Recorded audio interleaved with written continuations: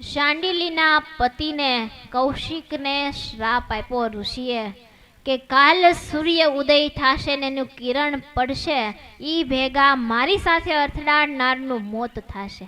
અને આ શબ્દ જ્યારે શાંડિલીએ સાંભળ્યા ને ત્યારે એના મનમાં એમ થયું કે મારા પતિની ભૂલ નથી, પણ મારી ભૂલ છે કે મારી દ્રષ્ટિ નીચે હતી અને મારા પતિ એની સાથે ભટકાણા.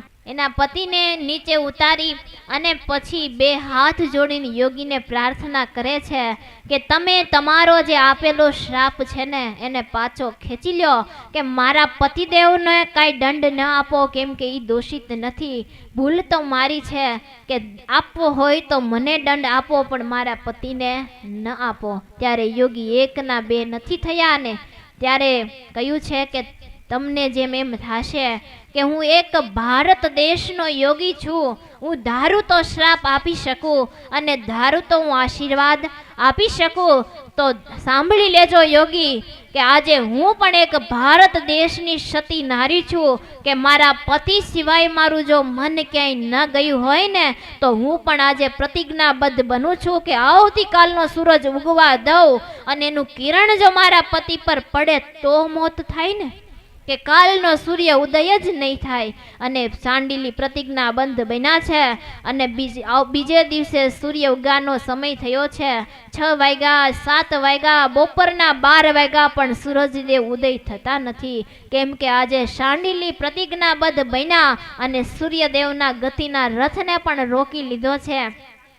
અને એક દિવસ, 2 દિવસ અને 3 દિવસ ને 3 રાત્રિ ગઈ પણ સૂર્ય ઉદય થતો નથી. ને ત્રિલોકીમાં હાહાકાર મચ્યો છે કે આજે કોણે સૂરજદેવને રોકી રાખ્યા છે.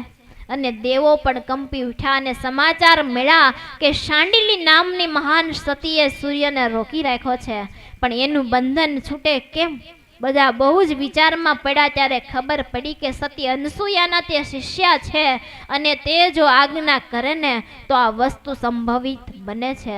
ત્યારે બધાય દેવો સતી અનસૂયા પાસે આવ્યા છે અને પાસે આવીને માગણી કરે છે કે હે સતી અનસૂયા દેવી, આપના શિષ્યા શાંડિલીને તમે સમજાવો કે સૂરજને ઉગવા દે, અને જો સૂરજ નહીં ઉગે ને તો આખી પ્રકૃતિ ખેડવાઈ જશે અને સૂરજ નહીં ઉગે ને તો ઔષધિ તૈયાર નહીં થાય, કાંઈ પાક નહીં પાકે ને આખી સૃષ્ટિનું કાર્ય રોકાઈ જશે.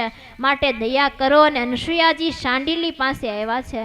પોતાના ગુરુનું આગમન જાણીને એકદમ આનંદમાં આવી ગયા છે ને કહે છે ગુરુ પધારો પધારો. ત્યારે અનસૂયાજીએ કહ્યું છે કે તારી પાસે આવવાનું આગમન મારે એટલા માટે થયું કે તારી પાસે એક વચન માગવા આવી છું.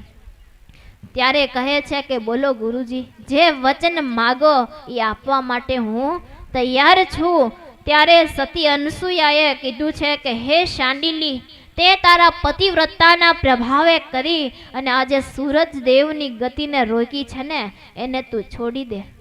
ત્યારે કહ્યું કે હે ગુરુદેવ, આજે મારે ધર્મ સંકટ ઊભું થાય છે કે જો હું ગુરુની આજ્ઞા પાળવા જાઉં ને તો આજે મારું સૌભાગ્ય ભૂસાઈ જાય છે, અને હું ગુરુની આજ્ઞા ન પાળું તો મારું ગુરુની વચન લોપાય છે.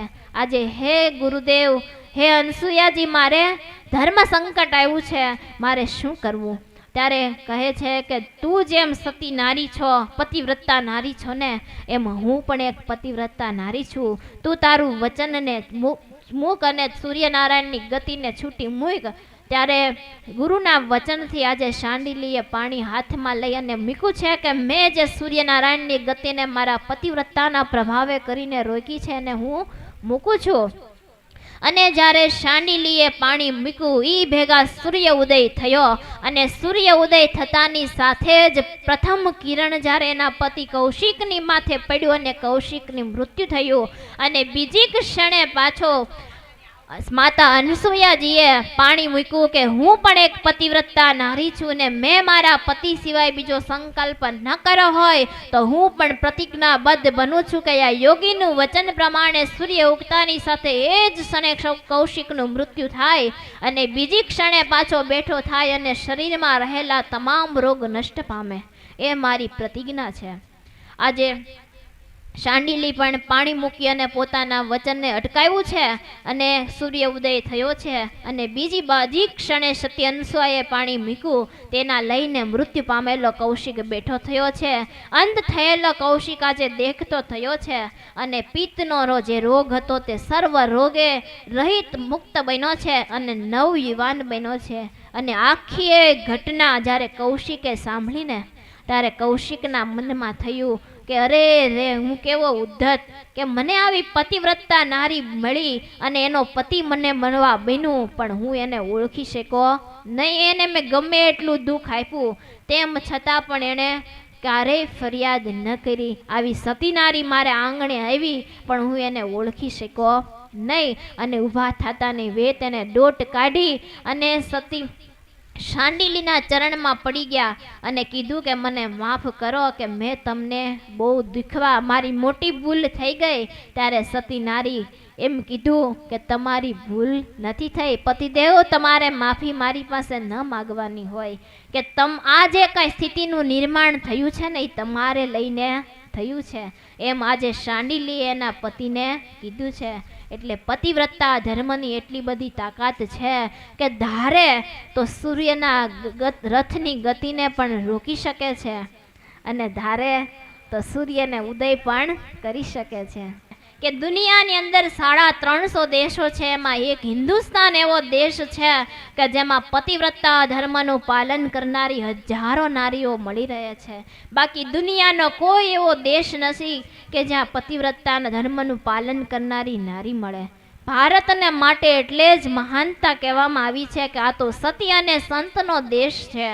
આ કથામાં પણ આપણને બતાવે છે કે પતિની આજ્ઞા પાળવાથી નારી અવશ્ય એવું સુખને પામે છે અને પતિ કહે એમ કરનારની મહત્વતા ખૂબ વધે છે.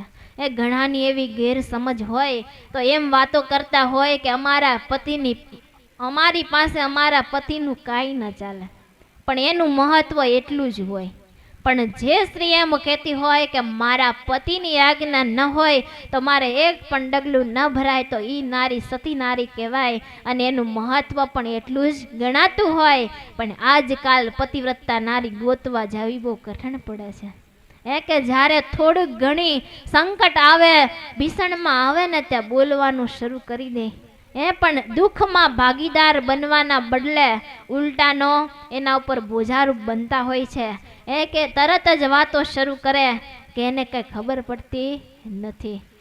કે કોને ખબર કયા પૂર્વજન્મના ભાગ્ય હશે તે મને આ ભટકાણા, એમ બોલવાનું વાયુ શરૂ કરે. પણ એમ વિચારતા નથી કે મારા ભાગ્યની અંદર જે હતું એ મને સૌભાગ્ય મળ્યું કે આજે મારો સમય છે કે એની સાથે હું દુઃખમાં દુઃખ ને સુખમાં સુખી થાવ.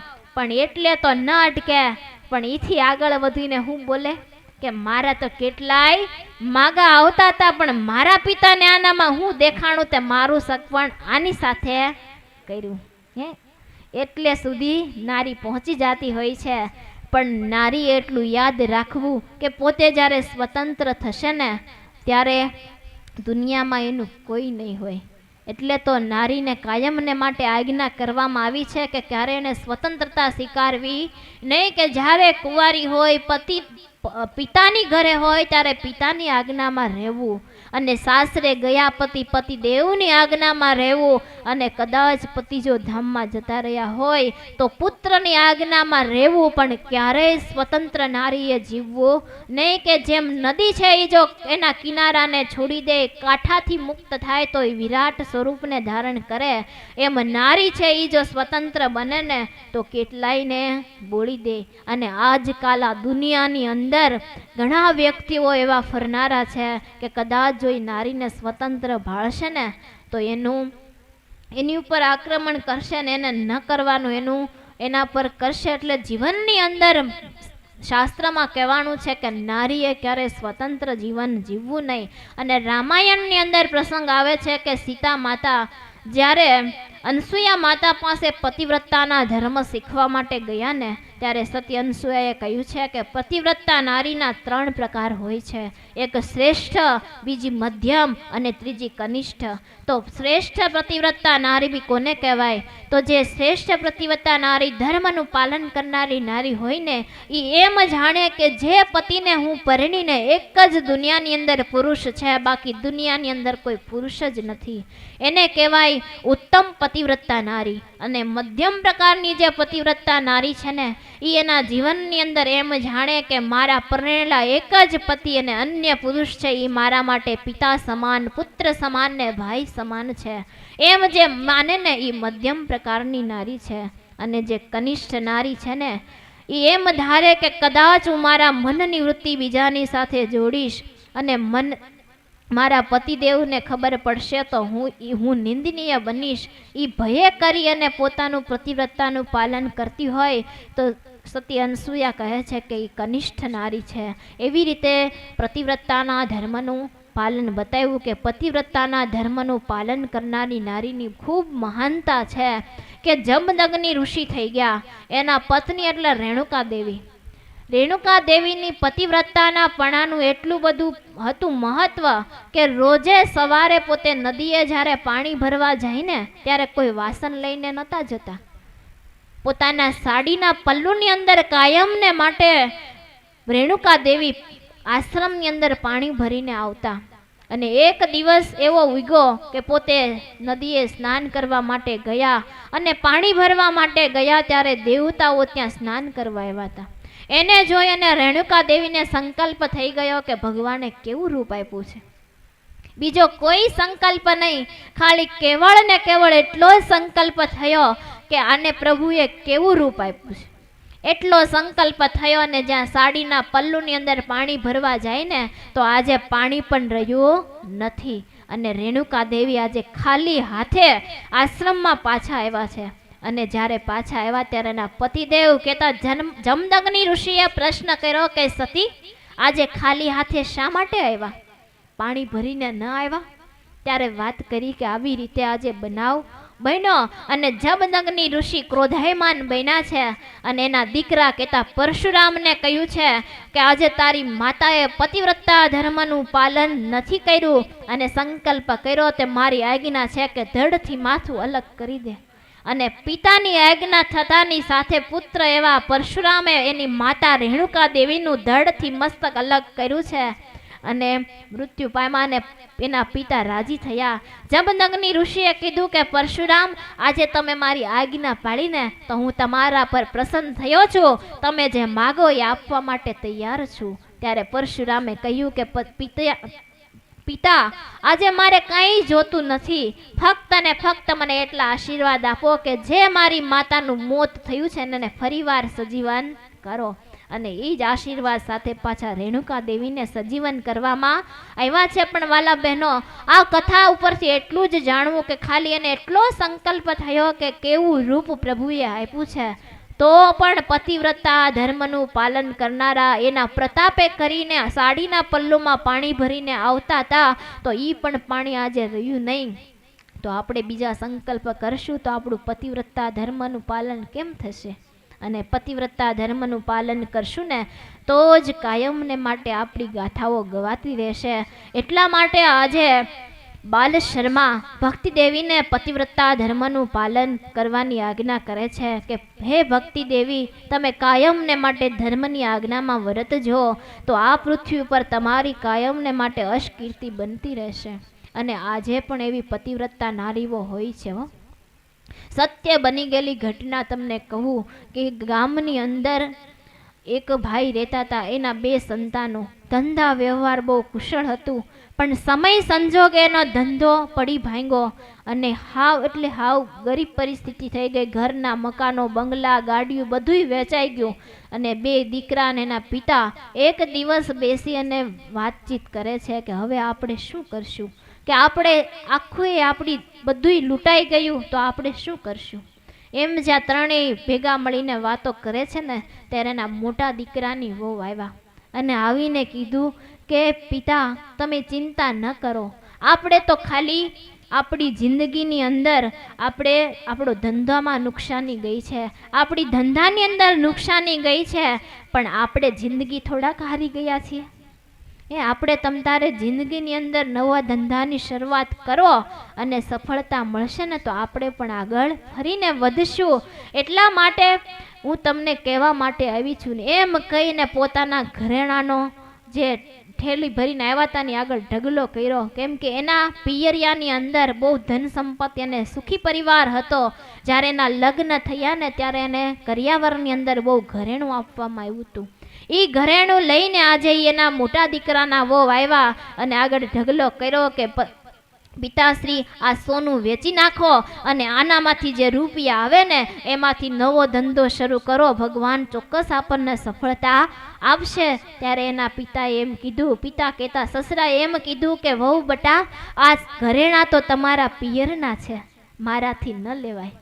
ત્યારે એના વહુએ એમ કીધું કે પિતાશ્રી કે આજે હું આ ઘરની નારી બની છું, કે આ ઘરનો એક હું સભ્ય બની છું ને, તો આ ઘરેણા ઉપર જેટલો મારો અધિકાર છે ને એટલો સારા એ ઘરના સભ્યનો અધિકાર છે. એમ જ્યારે એના વહુએ કીધું કે તમારા ઘરેણા વેચી નાખો. પણ આજે એવી નારીઓ પણ સતી નારીઓ છે, પણ એવી પણ ઘણી નારીઓ હોય કે પોતાના પતિને મદદ કરવાને બદલે ઉલટાનું ટોર્ચર કરે. કે તમને કાંઈ ખબર પડતી નથી, ધંધામાં કાંઈ તમે આવક લાવતા નથી, કાંઈ પૈસા કમાતા નથી. પુરુષોને તો બધુંય કરવું જ હોય, પણ સમય સંજોગો એને ઝુકાવતા હોય છે. જ્યારે આનો ધંધો ભાંગ્યો ને ત્યારે એના દીકરાની વહુએ આવીને સોનાના ઘરેણા વેચવાની કીધું ને ત્યારે એના સસરાએ ના પાડી, તોય છતાં કીધું કે તમતારે જેટલો આ ઘરેણા ઉપર મારો અધિકાર છે એટલો જ અધિકાર સારા એ ઘરના સભ્યનો છે, તમતારે વેચી નાખો. અને તરત જ એના પિતાને એને ફોન કર્યો કે આજે મારા ઘરની અંદર આપત્તિ આવી છે, મારી સારી એ સંપત્તિ વેચાઈ ગઈ છે ને, તો હું તમને કહું છું કે 10 લાખ રૂપિયા વગર વ્યાજે મોકલી દો. જેદી થશે ને તેદી આપશું, પણ વગર વ્યાજે મોકલી દો. જો નહીં મોકલો ને તો આજે તમારો ને મારો સંબંધ પૂરો, તમે મારા બાપ નહીં ને હું તમારી દીકરી નહીં. એમ જ્યારે ફોન કર્યો ને ત્યારે એના પિતાએ પિયરિયામાંથી 10 લાખ રૂપિયા મોકલ્યા અને સોનાના ઘરેણા વેચ્યા અને એ બધું ભેગું કરીને ફરીને ધંધો શરૂ કર્યો. અને વાલા બહેનો, જે ઘરની અંદર પતિવ્રતા નારી હોય એ ઘરની અંદર ધંધાની અંદર સફળતા શા માટે ન મળે? અને ધીમે ધીમે એને ધંધાની અંદર સફળતા મળી, પાછા ઊભા થયા. ત્યારે એના દીકરાઓએ કીધું કે પિતા આપણે મોટો બંગલો લેવો છે. ત્યારે એના પિતાએ એમ કીધું કે બેટા આપણે પેલા બંગલો નથી લેવો, કે આપણે જ આપણા વહુના પિયરિયામાંથી પૈસા લાવ્યા હતા ને આપણે પેલા ચૂકવી દેવા છે. એ ચૂકવાશે પછી આપણે એના ઘરેણા ઘડાવશું, એના ઘરેણા ઘડાઈ જશે ને પછી રૂપિયા વધશે ને એમાંથી આપણે ઘરના મકાન કરશું ને મોટા બંગલા કરશું. એટલે વાલા બહેનો, આજે પણ એવી સતી નારીઓ હજી પણ હયાત છે. કદાચ જો કહેવાય છે કે આ પૃથ્વી ઉપર સતી નારી અને સંત ન હોય ને તો પૃથ્વી રસાતાળ જતી રહે. એટલા માટે ગમે એવો કળિયુગ છે તો પણ સતી નારીઓ પણ હજી ભારત દેશની અંદર મળી રહે છે. એટલા માટે ભારત દેશની મહાનતા કીધી છે. માટે વાલા બહેનો, જો સુખિયા થવું હોય તો પતિવ્રતા ધર્મનું પાલન કરજો. સાસરિયાને તમારું પિયરિયું માની, પોતાનું ઘર માની માવતરની જેમ સેવા કરો છો એમ સાસુ સસરાની સેવા કરજો. સાચા માતા પિતા તો તમારા સાસુ સસરા છે, એ જ તમારા માતા પિતા છે. કે પિયરિયાની અંદર તો તમે 20 વર્ષ 17 વર્ષ કે 25 વર્ષ કાઢશો, પણ સારી એ આખી જિંદગી તમારા સાસરિયાની અંદર જ તમારે ગાળવાની છે. અને સાસરિયું એ જ તમારું સાચું ઘર છે. એટલા માટે વાલા બહેનો, કે તમારા ભાગ્યની અંદર, તમારા પ્રારબ્ધની અંદર જે મળ્યું એમાં સુખ માની, સંતોષ માની અને જીવન જીવજો અને ભગવાનનું ભજન કરજો, તો ભગવાન તમને કાયમને માટે સુખિયા કરશે. અને આજે બાલ શર્માએ ભક્તિ દેવીને પતિવ્રતાના ધર્મ બતાવ્યા અને હવે કહે છે કે હે ધર્મદેવ, કે તમે પણ આજે તમારા ભક્તિદેવી સાથે લગ્ન થયા તો તમે એના પતિ બન્યા છો, પણ હે ધર્મદેવ, જેટલો જીવનની અંદર તમારો અધિકાર છે એટલો ભક્તિદેવીનો પણ અધિકાર છે. ભલે તમારા અર્ધાંગના હોય તો એના સુખે સુખી અને એના દુખે તમે દુખી થાજો, અને ક્યારેય એનું વચન તમે લોપતા નહીં. એના વચનો, એની ઈચ્છાઓ તમે પૂરેપૂરી સાંભળજો અને કાયમને માટે એના નિર્ણયો તમે સાંભળજો ને પછી નિર્ણયો લેજો. અને એને જેટલો તમને જીવન જીવવાનો અધિકાર છે ને એટલો તમારા પત્ની કહેતા ભક્તિને પણ અધિકાર છે. માટે તમે એને પ્રેમથી સાચવજો, એના વચનો તમે માનજો કે ઘરની નારી બનીને આવ્યા છે ને ઘરમાં છે અને તમામનો અધિકાર એક સરખો હોય. માટે બેટા, ગમે તેવા ગુનામાં કે વાકમાં ભક્તિ દેવી આવે ને તો ક્યારે એના બે શબ્દથી વઢી લેજો, પણ યાદ રાખજો કે એના શરીર ઉપર ક્યારેય તાડન નહીં કરતા. એવા ધર્મદેવને બાલ શર્મા આજે ધર્મ શીખવી રહ્યા છે કે ભક્તિ દેવી ગુનામાં આવે તો એના ઉપર તાડન ન કરશો. બે શબ્દ વઢવા પડે તો ઊંચા અવાજથી કહેજો. પણ આજે દુનિયાની અંદર ઘણા પુરુષો એવું માનતા હોય કે જો નારીને મારીએ ને તો જ અમારી ખરી મર્દાંગી હોય છે, પણ એ સાચી મર્દાનગી નથી. પણ તમે તમારા નારીને પ્રેમથી સાચવો, એના વચનો સાંભળો ને એનું રક્ષણ કરો ને, એ જ સાચી મર્દાનગી છે. માટે કહેવાય છે કે તુલસીદાસે એમ કીધું કે ઢોલ ગમાર પશુ ઓર નારી એ ચાર તાડન કે અધિકારી. કે દુર્જન વ્યક્તિઓ એવું માને છે કે ઢોલને જેમ વધારે ટીપવામાં આવે એમ સારો વાગે. ગમાર કહેતા મંદ બુદ્ધિના માણસને જો વધારે મારવામાં આવે ને તો એ સીધો ચાલે, અને ઢોર કહેતા પશુને જો મારો ને તો એ સીધા ચાલે, અને નારીને પણ જો મારો ને તો એ સીધી ચાલે. પણ આ માન્યતા કોની છે તો કે દુર્જન વ્યક્તિની છે. સજ્જન વ્યક્તિ તો કાયમને માટે એમ જ માને છે કે નારીનું સંરક્ષણ કરવું, ગાયોનું સંરક્ષણ કરવું, બ્રાહ્મણોનું સંરક્ષણ કરવું એ જ અમારો સાચો ધર્મ છે. બાકી જે દુર્જન વ્યક્તિઓ છે એમ માને છે કે ક્યારેય નારીને જો મારીએ તો જ આપણી ખરી મર્દાનગી છે. અને કહેવાય છે કે નારી જે પુણ્ય કરે ને એમાં એનો એકનો જ ભાગ હોય છે, અને પુરુષો જે પાપ કરે ને એમાં પોતાના એકલો ભાગ હોય છે. કે જ્યારે નારી, તમે 2 કલાક કથા સાંભળવા આવો તો જે કાંઈ ફળશ્રુતિ થાય એ તમારી ને તમારી જ રહે, 2 કલાકનું ફળ. પણ ભાઈઓ 2 કલાક કથા સાંભળે ને તો 1 કલાકનું ફળ એને મળે ને 1 કલાકનું ફળ તમને મળે, એટલે 1.5 ગણું ફળ તમને મળે. અને તમે જે પાપ કરો, ધારો કે ઘરમાં બહુ વાંદા થયા હોય ને પછી મારો તો 4 વાંદા મેરા હોય, 2 વાંદાને પાપ તમારે ને 2 તમારા ઘરવાળાને, એ સારું ને?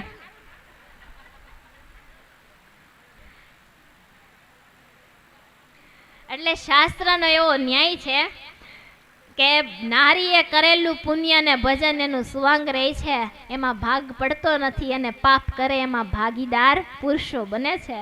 એવું શાસ્ત્રનું રહસ્ય છે. આજે ધર્મ ને ભક્તિને અદ્ભુત ઉપદેશ આપીને બાલ શર્મા ત્યાંથી વિદાય થયા છે. અને વિદાય થતાની સાથે કહે છે કે હે ધર્મદેવ, તમારા જીવનની અંદર જ્યારે આપત્તિ કે વિપત્તિ આવે ને ત્યારે આપણા કુળદેવ હનુમાનજી મહારાજનું સ્મરણ કરજો, એને યાદ કરજો, એને પ્રાર્થના કરજો ને તો તમારું દુઃખ જરૂરી ટાળશે. એટલું કહી અને આજે બાલ શર્મા છપૈયાથી વિદાય થયા છે. અને આ બાજુ ધીમે ધીમે ધર્મ ભક્તિનું દાંપત્ય જીવન જીવાતું જાય છે. સમય પછી સમય વ્યતીત થતો જાય છે. અને આજે ધર્મદેવની ઘરે એક પુત્રનો જન્મ થયો છે, અને એ પુત્રનું નામ રામ પ્રતાપભાઈ રાખવામાં આવ્યું છે. ધર્મદેવના મોટા પુત્રનું પ્રાગટ્ય થયું, ઘેર દીકરાનો જન્મ થયો હોવાથી ધર્મ ભક્તિને ખૂબ આનંદ થયો છે, મોટો ઉત્સવ કર્યો છે. પણ હે પ્રતાપસિંહ રાજા, ધર્મ ભક્તિના સુખને આસુરી લોકો જોઈ નથી શક્યા. બીજાના સુખને જ્યારે જોઈ ન શકીએ ને ત્યારે વાલા બહેનો એમ નિર્ધાર કરજો કે મારા જીવનમાં આસુરી તત્વ આવ્યું છે, અને બીજાના સુખને જોઈને જો આનંદિત થાવ ને તો એમ ધારજો કે મારા અંતરની અંદર દેવી તત્વ આવ્યું છે. કે જ્યારે આસુરી તત્વ આવે ને તો બીજાના સુખને આપણે જોઈ શકતા નથી. તો આજે ધર્મ અને ભક્તિના સુખને કોઈ જોઈ શકતું નથી. અને અસુરો સારા એ ભેગા થઈ અને કાલિદત્ત પાસે આવ્યા છે અને ખબર આપી છે કે ધર્મ ભક્તિ આપણા હયાતીમાં આટલા સુખિયા ન હોવા જોઈએ. આપણે એવું કાંઈક કાર્ય કરીએ કે ધર્મ ભક્તિને દુઃખ આવે, એમ નિર્ધાર કરી બધા ભેગા થઈ અને નક્કી કર્યું છે કે આપણે એવું કરીએ કે સાધુનો વેશ ધારણ કરીએ અને ધર્મ ભક્તિને ઘરે ભિક્ષાવૃત્તિ કરવા જઈએ અને એ ભિક્ષાવૃત્તિની અંદર જે અન્ન આવે એને વેચી અને એ પૈસા આવે એનું દારૂ ખરીદશું, મીઠ ખરીદશું, એને ખાઈશું અને એના પૈસાથી વ્યભિચારને આદરશું. પરિણામ એ સર્જાશે કે ધર્મદેવની આજીવિકા તૂટશે. એને સુરત મુનિ કહે છે કે હે પ્રતાપસિંહ, એ નિર્ણયને બધાને યોગ્ય લાગવાથી બીજે દિવસે નિર્ણયનું અનુકરણ કર્યું અને બીજા જ દિવસે સવારના પોરની અંદર સાધુના વેશ લઈ અને ધર્મ ભક્તિની ઘરે આજે આસુરી લોકો આવવા માંડ્યા છે. પણ ધર્મ ભક્તિને ખબર નથી કે આ ઉપરથી દેખાય છે સાધુ પણ અંદરથી છે આસુરી. એટલે સંતો પધાર્યા એટલે એને ખૂબ આનંદ થયો કે ઓહો કે અમારા અહો ભાગ્ય કે આજ આંગણે સાધુ પધાર્યા. એમ નિર્ધાર કરી રાજી થઈ, આનંદિત થઈ અને ભિક્ષા આપી છે. અને ભિક્ષા આપતાની સાથે આસુરી લોકો ભિક્ષા લઈ અને આવ્યા છે. એ અનાજ વેચી એમાંથી પૈસા લાવી અને દારૂ પાન કર્યું છે, માંસ ભક્ષણ કર્યું છે અને વ્યભિચાર આદરો છે. એના કારણથી આજે ધર્મદેવની આજીવિકા તૂટવા માંડી છે. યજમાનોના મનમાં વિચારો આવવા માંડ્યા છે કે આપણા પૂરમાં ધર્મદેવ એક જ થોડા વિદ્વાન છે, ઘણાએ બીજા વિદ્વાનો છે, આપણે એની પાસે જશું. આમ નિર્ધાર કરી પ્રતાપસિંહ બધા યજમાનો પણ તૂટવા માંડ્યા છે અને ધીમે ધીમે ધર્મદેવની આવક બંધ થવા લાગી છે. અને એક બાજુ અસુરોનો નિત્ય ક્રમ થયો છે. રોજે આસુરી લોકો સાધુના વેશમાં આવે છે અને ભિક્ષાવૃત્તિ કરે છે એટલે આવક બંધ છે અને જાવક શરૂ છે. ધીમે ધીમે આસુરી જીવોએ એટલે બધી હદે ધર્મ ભક્તિના ઘરમાંથી અનાજ કઠોળ તો બધું લઈ ગયા પણ એટલોથી સંતોષ ન થયો ને ત્યારે એક રાત્રે આવી ઘરના પાછળની દિવાલને પાડીને ઘરમાં રહેલા વાસણો, વસ્ત્રો બધો જ સર સામાન ઉપાડી ગયા છે. શ્રુતિમાં કહેવાય છે કે સજ્જન પુરુષ કેટલું સહન કરે ને તેની હદ હોતી નથી, દાનવીર દાતા પુરુષ કેટલું દાન કરે તેની હદ હોતી નથી, અને વિદ્વાન પુરુષના મુખમાંથી કયા શબ્દ ક્યારે નીકળે એની હદ હોતી નથી. તેવી જ રીતે નીચ પુરુષ કેટલી હદે નીચ ઉતરી જાય ને એની કોઈ હદ હોતી નથી. આજે આસુરી લોકોએ ધર્મ ભક્તિને દુખી કરવા માટે પોતે તો રોજ ભિક્ષાવૃત્તિ કરવા તો આવે છે પણ સાથે સાથે આજે ધર્મ ભક્તિના ઘરમાંથી રાત્રે ચોરી કરવા આવ્યા છે. રહેલા વસ્ત્ર અને અનાજ, વાસણો બધું ઉપાડી ગયા છે. આજે ધર્મદેવનું ઘર ખાલી થયું છે અને ધર્મ અને ભક્તિ આજે ખૂબ દુઃખી થયા છે. અને પ્રતાપસિંહ રાજા, હું તને શું કહું કે ધર્મ ભક્તિના ઘરમાં આજે દુઃખે ઘેરો ઘાલ્યો છે. આજીવિકા માટે ધર્મદેવ આખો દિવસ આમથી આમ ભટકા કરે છે પણ ક્યાંય આજે ધર્મદેવને આજીવિકા મળતી નથી. અને ત્યારે હરિલીલા અમૃતની અંદર વિહારી લાલજી મહારાજે લખ્યું કે થયા નિધન નહીં ખાવયન, રહ્યો નહીં નવું પહેરવા વસન. થયા નિધન નહીં ખાવયન, રહ્યો નહીં પહેરવા વસન. પડે કાતરે ઉપવાસ, દેખી દુષ્ટો કરે છે હાસ, દેખી દુષ્ટો કરે છે હાસ. કે ધર્મ ભક્તિને ઘરે આજે ખાવા માટે અન્ન રહ્યું નથી, પહેરવા માટે નવા વસ્ત્ર રહ્યા નથી, એકાત્રા ઉપવાસ પડે છે અને ક્યારેક તો ભૂખે સૂઈ જવું પડે છે. એવી પરિસ્થિતિનું નિર્માણ થયું છે અને આ જોઈ અને દુષ્ટો અટ્ટહાસ્ય કરે છે અને કહેવાય છે કે જે કરવું તું તે થયું. અને ધર્મ ભક્તિને દુઃખમાંથી બહાર નીકળવા માટે વિવિધ પ્રયાસો કરે છે પણ પ્રતાપસિંહ રાજા આજે સુખને બદલે વધારે ને વધારે દુઃખમાં ઘેર વેરાતા જાય છે કે મનુષ્યને આપતકાળ જ્યારે આવે ત્યારે કશું કામ કરે ન ફાવે, જે કામ જ્યારે સવળું કરે છે તથાપિ તે તો અવળવું પડે છે. કે જ્યારે મનુષ્યના જીવનની અંદર કપરો કાળ આવે ને ત્યારે ગમે એટલું એ કામ સવળું કરવા જાય, એની અંદર ગમે એટલી કળા કૌશલ્યતા હોય તો પણ એ કામ લાગતી નથી, એની બુદ્ધિ કાંઈ કામ લાગતી નથી. એને એમ થાય કે હું અહીંયા 10,000, 20,000 કે 25,000 રૂપિયાનું રોકાણ કરું, કાંઈક નવું સર્જન કરું, પણ ઉલટાનું જે મૂળગી રકમ હોય એ પણ જાય છે. આપત્તિના કાળની સમયની અંદર ગમે એટલું સવળું કરવા જાય પણ અવળું જ પડતું હોય છે. આજે ધર્મ ભક્તિને પણ એ જ પરિસ્થિતિનું નિર્માણ થયું છે કે આસુરી લોકોએ એટલી હદે એના ઘરમાંથી બધું લઈ લીધું, પણ આજીવિકા માટે ધર્મદેવ આખો દિવસ બધે આમથી આ માટા મારે છે પણ કે આજીવિકા મળતી નથી. ત્યારે ધર્મ અને ભક્તિ એમ નિર્ધાર કર્યો છે કે આપણે આજે છપૈયાનો ત્યાગ કરીએ અને અયોધ્યા જઈએ તો કદાચ આપણું દુઃખ હળવું થશે, એમ નિર્ધાર કરી આજે ધર્મ ભક્તિ રામ પ્રતાપભાઈને લઈ અને અયોધ્યાની અંદર આવ્યા છે. અને અયોધ્યાની અંદર જ્યારે રસોઈ બનાવી અને તૈયાર કરી અને જમવાની તૈયારી કરે છે ને ત્યાં અસુર લોકો પણ પગલે પગલે પાછળ આવ્યા છે અને ભિક્ષામ દેહી કહી અને ઉભા રહ્યા છે.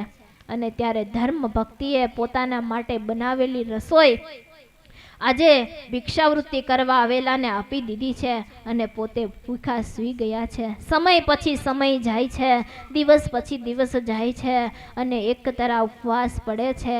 એક દિવસ નાના એવા રામ પ્રતાપભાઈ માતાને પ્રાર્થના કરે છે કે માતા મને કાંઈક જમવાનું આપો ને, મને બહુ ભૂખ લાગી છે, હવે મારાથી સહન થતી નથી. ત્યારે ભક્તિ માતાના આંખમાં આંસુ આવ્યા કે બેટા ઘરમાં કાંઈ છે નહીં, હું તને ક્યાંથી ખાવાનું આપું. ત્યારે માતાને કહે છે કે પાડોશમાંથી તું લઈ આવીને.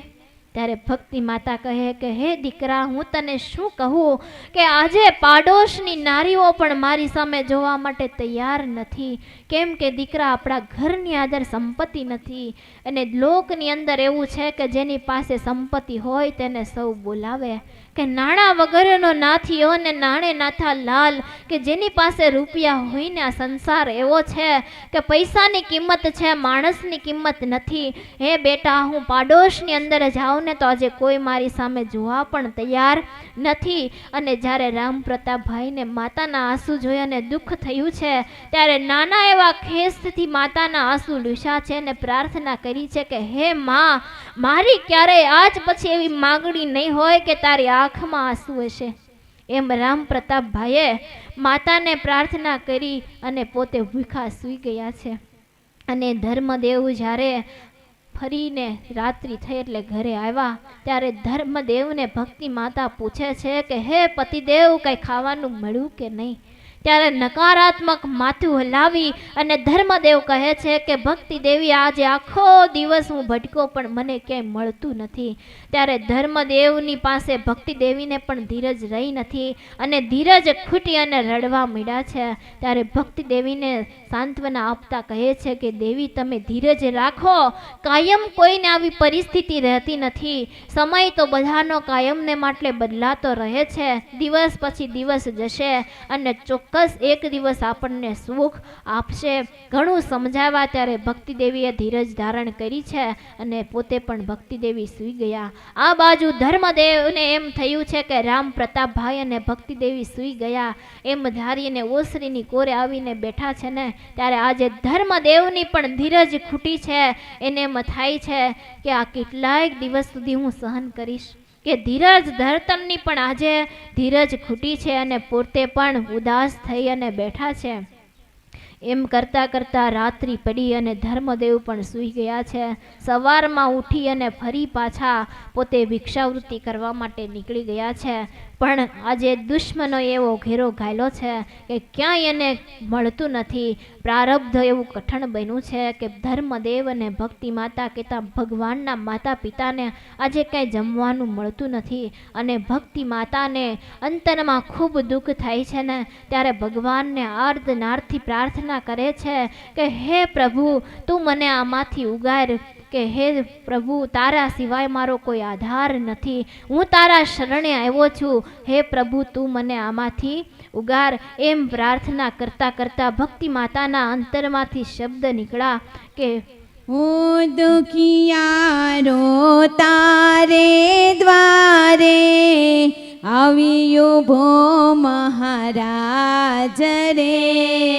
હો દુખિયારો તારે દ્વારે આવી ઉભો મહારાજ રે. આશીષ દેજો યુરમાલે જો. આશીષ દેજો યુરમાલે જો. નારાયણ મુનિ દેવ રે અમી ભરેલી નજરો રાખો નારાયણ મુનિ દેવ રે. તારા ભરોસે જીવન નૈયા હાકી રહ્યો મહારાજ રે. તારા ભરોસે જીવન નૈયા હાકી રહ્યો મહારાજ રે. બની સુકાની પારયો તારો બની સુકાની પારયો તારો. નારાયણ મુનિ દેવ રે અમી ભરેલી નજરો રાખો નારાયણ મુનિ દેવ રે. બાળ તમારો કરે વિનંતી બાળ તમારો કરે વિનંતી સાંભળજો મહારાજ રે. મુજયાંતરમાં વાસ કરો ને મુજયાંતરમાં વાસ કરો ને નારાયણ મુનિ દેવ રે. આવી રીતે ભક્તિ માતાએ ભગવાનને પ્રાર્થના કરી છે કે હે ભગવાન, આજે મારે તમારો આશરો છે. વાલા બહેનો, આપણા જીવનમાં પણ જ્યારે આપત્તિના દિવસો આવે ને ત્યારે ભગવાનની પાસે પ્રાર્થના કરવી કે ભગવાન તું મને આમાંથી ઉગાર. પણ ક્યારેય જગતની સામે હાથ લાંબો ન કરવો. જગત એવું છે કે આપણને આમાંથી ઉગારવાને હાથ પકડી અને બહાર કાઢવાની બદલે હાથના કાંડા કાપી લઈને એવું જગત છે. પણ આપને ક્યારેય દુઃખમાં એ મદદરૂપ થતું નથી.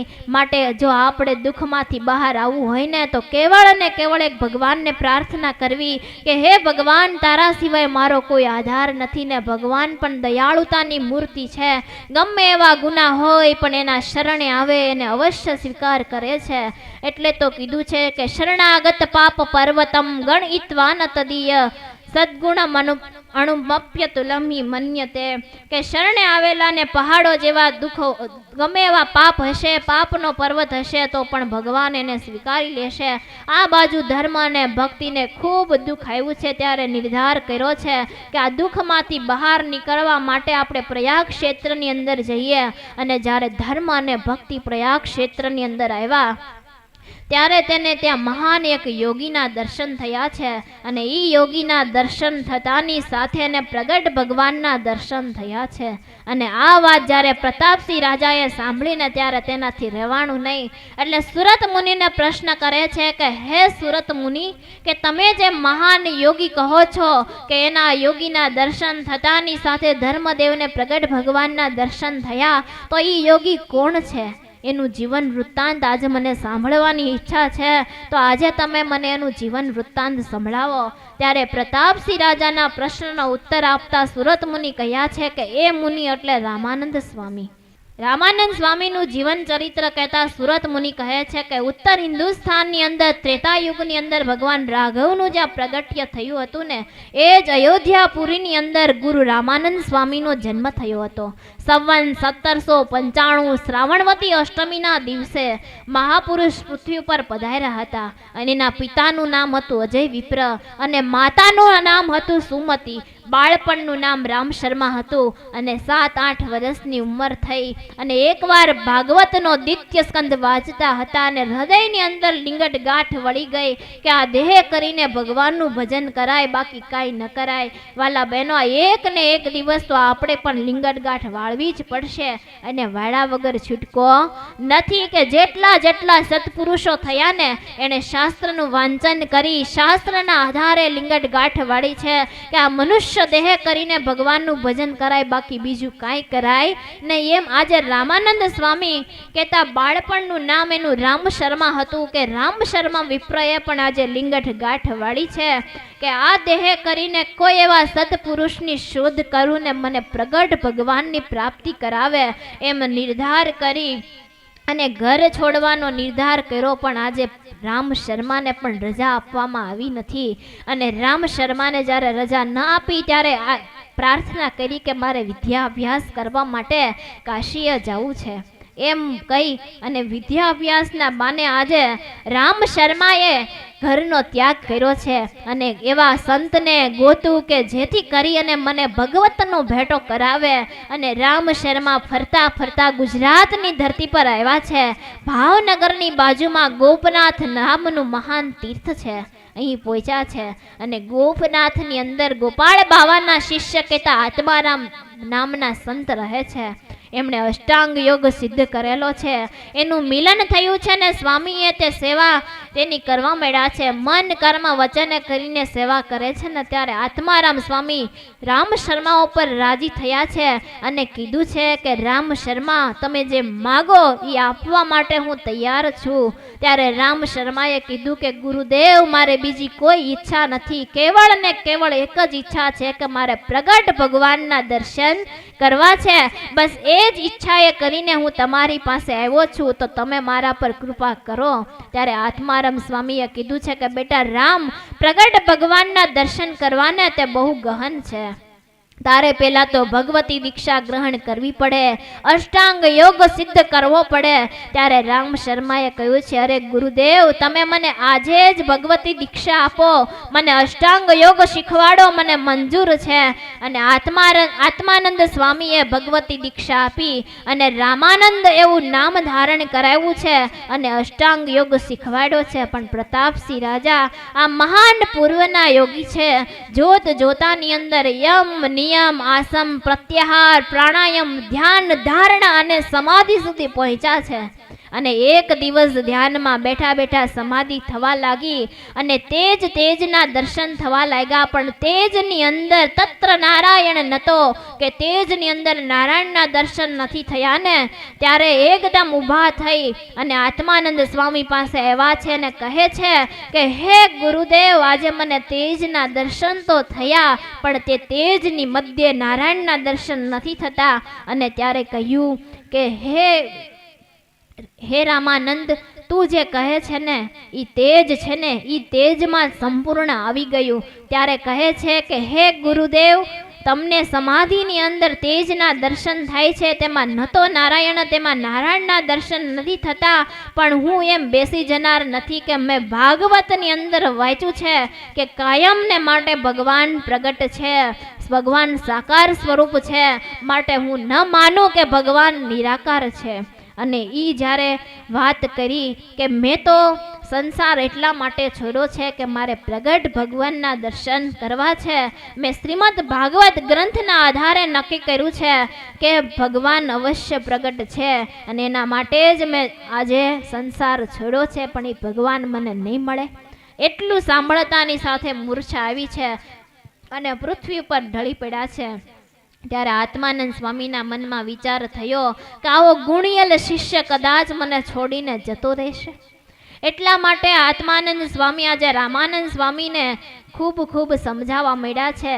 પણ રામાનંદ સ્વામી એકના બે નથી થયા અને કહે છે કે હે ગુરુદેવ આજે હું લાચાર છું કે મને પ્રગટ ભગવાનના દર્શન થતા નથી, પણ ચોક્કસ જ્યારે મને દર્શન થશે ને ત્યારે ચોક્કસ હું તમારી પાસે આવીશ અને તમને પણ સાકાર સ્વરૂપના દર્શન કરાવીશ. એમ નિર્ધાર કરી અને રામાનંદ સ્વામીએ આત્માનંદ સ્વામીનો ત્યાગ કર્યો છે અને સાકાર સ્વરૂપના દર્શન કરવા માટે રામાનંદ સ્વામી આજે નીકળ્યા છે.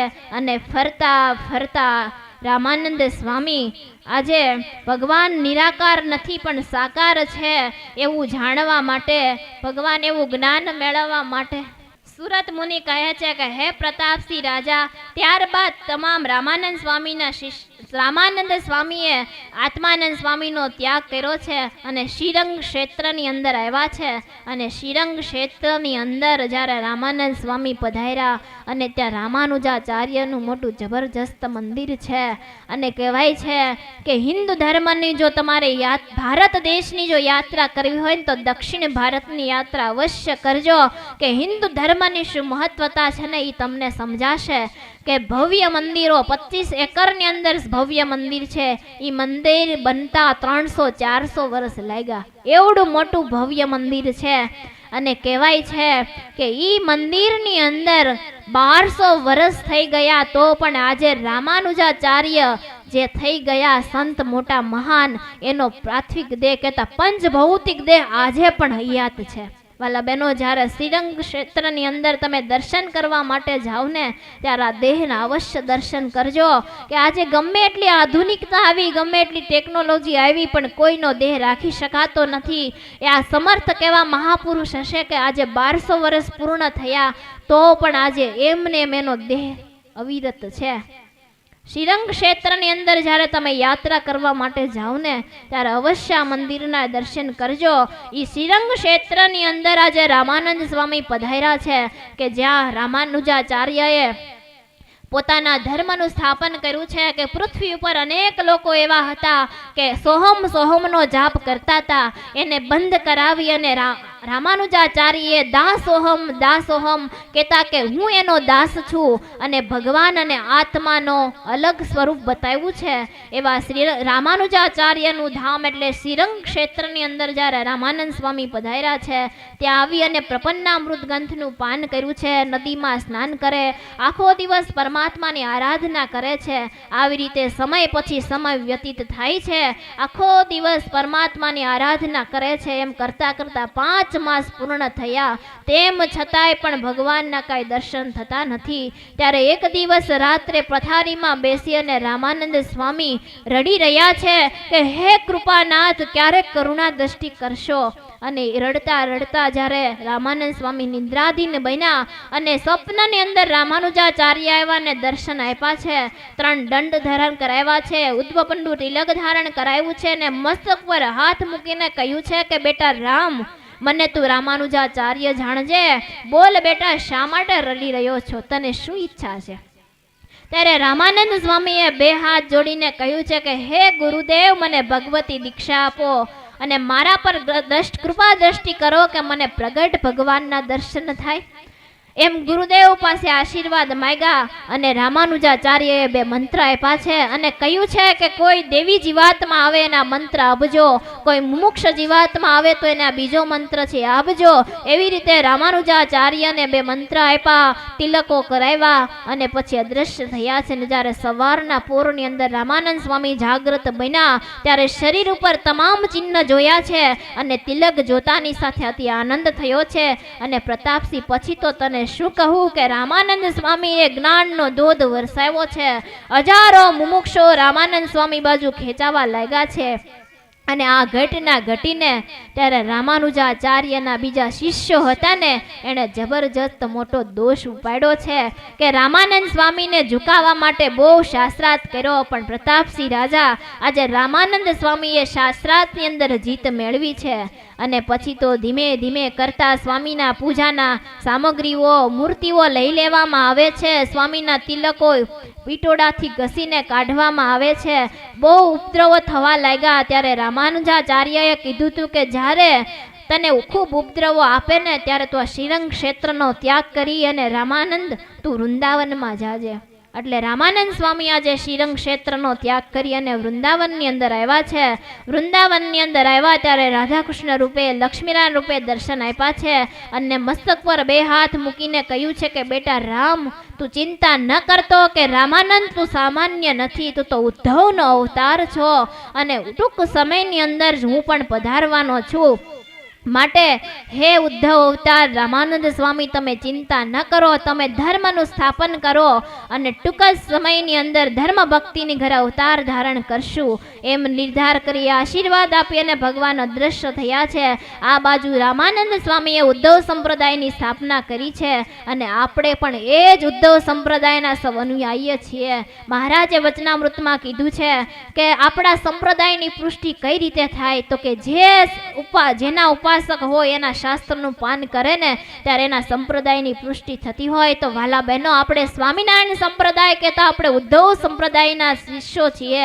આપણો મત એટલે વિશિષ્ટાદ્વૈત મત કહેવાય, આપણો સંપ્રદાય એટલે ઉદ્ધવ સંપ્રદાય કહેવાય. અને આપણા મહારાજના ગુરુ કહેતા રામાનંદ સ્વામીએ ઉદ્ધવનો અવતાર હતા એટલે એને ઉદ્ધવ સંપ્રદાયની સ્થાપના કરી અને ધીમે ધીમે એના મુમુક્ષ જીવાત્માઓ આવતા ગયા. એમ રામાનંદ સ્વામી એમને દીક્ષા આપી અને પોતાના શિષ્યો બનાવતા ગયા. પણ જ્યારે ઉદ્ધવ સંપ્રદાયની સ્થાપના કરીને ત્યારે વાલા બહેનો, સંવંત 1811માં સંપ્રદાયની સ્થાપના થઈને ત્યારે રામાનંદ સ્વામીની ઉંમર માત્ર 16 જ વર્ષની હતી.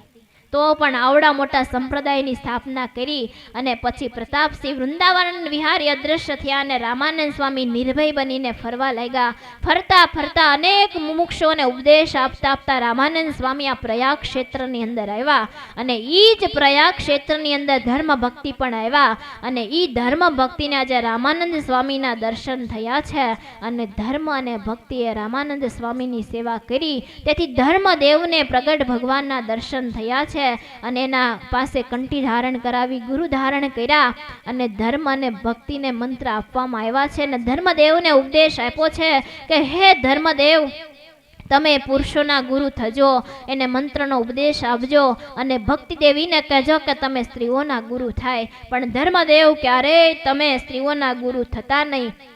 એવી રીતે રામાનંદ સ્વામીએ ધર્મદેવને મંત્ર આપવાનો આજ્ઞા કરી છે, આદેશ આપ્યો છે. અને એ જ ગુરુ પરંપરાની અંદર પછી રામાનંદ સ્વામીએ સ્વામિનારાયણ ભગવાનને મંત્ર આપવાનો અધિકાર આપ્યો છે. અને એ સ્વામિનારાયણ ભગવાને જ્યારે પોતાના બંને ભાઈઓના પુત્ર દત્તપુત્ર લઈ અને આચાર્યની સ્થાપના કરીને ત્યારે આચાર્યને ગુરુ મંત્ર આપવાનો અધિકાર આપ્યો છે. એવી રીતે વંશ પરંપરાગત ગુરુ મંત્ર આપવાનો વિધિ ચાલી રહ્યો છે. અને વાલા બહેનો, એવું કહેવાય છે કે સંતો છે એ વર્તમાન ધરાવી શકે. તમને હાથમાં પાણી આપીને કંઠી ધારણ કરાવે ને એને કહેવાય વર્તમાન ધરાવ્યા. જોજો વાલા બહેનો, એમાં ભૂલ ન થાય કે કંઠી ધારણ કરાવે, હાથમાં પાણી આપી મંત્ર બોલી ભગવાનના શરણે તમને કરે અને કંઠી પહેરાવે. જો સંત પહેરાવે ને તો એમ કહેજો કે અમને વર્તમાન ધરાવ્યા છે. અને ગાદીવાળા કહેતા મારા શ્રીના ધર્મપત્ની તમને જે કાનમાં મંત્ર આપે ને એને કહેવાય ગુરુ મંત્ર. અને એ અધિકાર કેવળ અને કેવળ મારા શ્રી અને ગાદીવાળાને જ આપવામાં આપ્યો છે. એવી રીતે ધર્મ ભક્તિને અધિકાર આપ્યો અને ધર્મ ભક્તિને કીધું છે કે હવે ફરીને તમે પાછા અયોધ્યા જાઓ અને મારે દ્વારકા બાજુ જવું છે. એમ નિર્ધાર કરી રામાનંદ સ્વામી પ્રયાગ ક્ષેત્રનો ત્યાગ કરી અને દ્વારકાની યાત્રાએ ગયા છે અને ધર્મ ભક્તિ પરત છપાઈ આવ્યા છે. પણ એવું કહેવાય છે કે જ્યારે સદપુરુષના આશીર્વાદ મળે ને તો રંક હોય ને એ રાજા થઈ જાય છે, એનો પ્રારબ્ધ આખું બદલાઈ જાય છે. ત્યારે આજે ધર્મદેવ અને ભક્તિ દેવી મોટા સદપુરુષ કહેતા ઉદ્ધવ અવતાર રામાનંદ સ્વામીના આશીર્વાદ લઈ અને ઘરે આવ્યા છે ને ત્યારે એનું ઘર સંપત્તિથી છલોછલ ભરાઈ ગયું છે. અસુરોએ સારી એ સંપત્તિ લૂંટી લીધી હતી, પણ સત્પુરુષના આશીર્વાદે કરી અને આજે ધર્મ ભક્તિનું ઘર ફરીથી સંપત્તિથી ભરાઈ ગયું છે. આ બાજુ રામ પ્રતાપભાઈ 8 વર્ષના થયા. ધર્મદેવને એમ થયું કે મારા પુત્ર યજ્ઞોપવિતને ધારણ કરે એવી ઉંમર લાયક થયા છે તો હું મારા પુત્રને યજ્ઞોપવિત સંસ્કાર કરું. અને ફરીને આજે રામ પ્રતાપભાઈનો યજ્ઞોપવિત સંસ્કાર કર્યો અને ફરી મોટો ઉત્સવ કર્યો. એટલે અસુરોને એમ થયું છે કે આજે તો આ ધર્મદેવનું ધન આવ્યું ક્યાંથી? કે અમે તો સારી એ સંપત્તિ લૂંટી લીધી હતી, પણ આજે ફરીને ધન ક્યાંથી આવ્યું, અને ફરીવાર ઈ જ આચરણ શરૂ કર્યું છે. વળી સંત રૂપે આવવા મળ્યા છે અને ફરીને સારી એ સંપત્તિ ધર્મ ભક્તિના ઘરમાંથી લૂંટી લેવામાં આવી છે. અને આ બાજુ ધર્મદેવ પોતાના કુળદેવ હનુમાનજી મહારાજની આરાધના કરે છે કે હવે મને આ દુઃખનો અંત ક્યાંય જણાતો નથી, કે આ દુઃખનું ક્યારે અંત આવશે એની મને કાંઈ દ્રષ્ટિ સૂઝતી નથી. એટલે મારા પિતાએ બાલ શર્માએ મને જ્યારે છપૈયામાંથી વિદાય લીધી ત્યારે મને ઉપદેશ આપ્યો હતો કે હે ધર્મદેવ, જ્યારે આપત્તિ આવે ત્યારે આપણા કુળદેવ એવા હનુમાનજી મહારાજનું સ્મરણ કરજો. તો આજે હું મારા હનુમાનજી મહારાજનું સ્મરણ કરું એમ નિર્ધાર કરી અને અયોધ્યાની અંદર આવ્યા છે. બરહટા શાખાની અંદર પોતાના નિવાસ સ્થાનમાં ધર્મદેવે નિવાસ કર્યો છે અને દરરોજ હનુમાન ગઢીએ જઈ હનુમાનજીને પ્રાર્થના કરે છે કે હે સુગ્રીવના સચિવ, હે વાયુપુત્ર, હે રામના દૂત, હે અંજની પુત્ર, તમે અમને આ દુઃખમાંથી બહાર કાઢો. અને પ્રતાપસિંહ આમ ને આમ 2 માસ પૂરા થયા છે પણ હનુમાનજી મહારાજે દર્શન આપ્યા નથી. ક્યારેક સમય અને સંજોગો માણસને પીડામાં લઈને ત્યારે પરમાત્મા પણ એની પરીક્ષા કરતા હોય છે પડદા પાછળ રહી. આજે 2 મહિના પૂરા થયા તો પણ હનુમાનજી દર્શન દેવા આવતા નથી, રાજી થતા નથી અને સંધ્યા ઢળું થઈ રહી છે. અને નાના એવા રામ પ્રતાપભાઈ પણ આજે રડી રહ્યા છે, માતા ભક્તિ પણ રડી રહ્યા છે અને ધર્મદેવ પણ આજે રડી રહ્યા છે. અને એમ થાય છે કે જો હું ધીરજ ધારણ નહીં કરું ને તો આજે ભક્તિ અને રામ પ્રતાપને પણ ધીરજ રહેશે નહીં. એટલે ધર્મદેવે સ્વયં ધીરજ ધારણ કરી છે અને ધીરજ ધારણ કરી અને ધર્મદેવે ભક્તિ માતા અને રામ પ્રતાપભાઈને સુવડાવ્યા છે. અને રામ પ્રતાપભાઈ અને ધર્મ ભક્તિ માતા જ્યારે સૂઈ ગયા ને ત્યારે ધર્મદેવ ઓસરીના કોરે આવી અને નાનું બાળક રડે એમ 2 ગોઠણ વચ્ચે માથું રાખી અને આજે રડી રહ્યા છે કે હે હનુમાનજી, આજે 2 મહિના પૂરા થયા, આટલી પ્રાર્થના કરવા છતાં પણ હે તમે મને દર્શન દેવા માટે આવતા નથી. ત્યારે પ્રતાપસિંહ રાજા દરિદ્રપણું આવ્યું છે ત્યારે દરિદ્રપણું શું ન કરાવે, કે માણસને જ્યારે દર્દ થાય ને ત્યારે એકલો પીડાતો હોય છે, જ્યારે દારિદ્રપણું આવે ને ત્યારે આખાએ પરિવારને સહન કરવું પડે છે. અને ધીમે ધીમે કરતા ધર્મ ભક્તિનું દરિદ્રપણું વધતું જાય છે અને ધીમે ધીમે ધર્મ ભક્તિ ને એમ થાય છે કે હવે ક્યારે આ દુઃખમાંથી અમે બહાર નીકળશું. અને અતિ આર્તનાદથી ધર્મદેવે પ્રાર્થના કરી ત્યારે હનુમાનજીએ દર્શન આપ્યા છે અને કીધું છે કે તમે આજે નૈમિષારણ્ય ક્ષેત્રની અંદર વૃંદાવનની અંદર જાઓ અને ત્યાં જઈ અને તમે ભજન ભક્તિ કરો કે જેથી કરી તમારું દુઃખ હળવું થશે. આમ નિર્ધાર કરી રામ પ્રતાપભાઈને પોતાના મોસાળની અંદર મૂકવામાં આવ્યા છે અને ધર્મ ભક્તિ વૃંદાવન જવા માટે તૈયાર થયા છે. 10 દિવસે નૈમિષારણ્ય ક્ષેત્રમાં આવ્યા છે, 2 મહિને વૃંદાવન પહોંચ્યા છે અને વૃંદાવનની અંદર ગોવર્ધનજીની પ્રદક્ષિણા કરી રહ્યા છે.